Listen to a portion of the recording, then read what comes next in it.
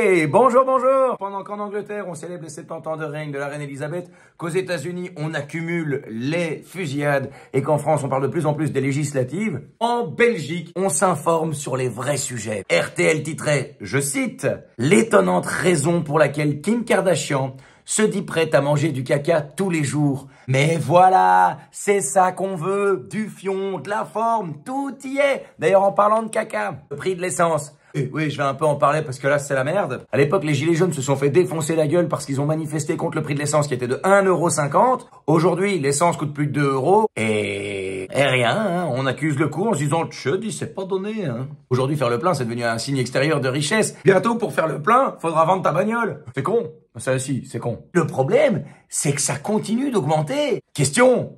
Pourquoi? Non mais vraiment, pourquoi ça continue d'augmenter? J'essaye de comprendre. Je dis ça parce qu'en fait, le 9 mars 2022, la presse titrait « Le gouvernement envisage de prendre des mesures pour baisser le prix de l'essence et du diesel. » Voilà, on est en juin. Sobrement, je pose la question. Qu'est-ce qui branle? Vraiment, qu'est-ce qui branle? Elles en sont où, les mesures? Heureusement qu'à la tête de notre pays, on n'a pas Pinocchio, hein, parce que vu comme ils se branlent avec les frottements, ils auraient déjà pris feu. On aura enfin un espoir de médaille d'or le jour où le tirage de nouilles sera considéré comme discipline olympique.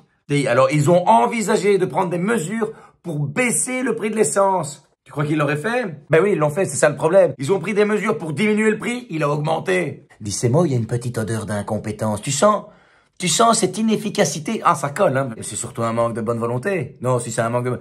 On préfère se cacher derrière des arguments débiles du genre. C'est à cause de la guerre en Ukraine. Oui, mais elle a bon dos, la guerre en Ukraine. Exemple, le diesel coûte 2 fois plus cher que le mazout de chauffage, alors que ce sont les mêmes produits, hein. On ajoute juste du colorant dedans pour pouvoir les différencier. C'est pas à cause de la guerre, ça c'est juste à cause des taxes.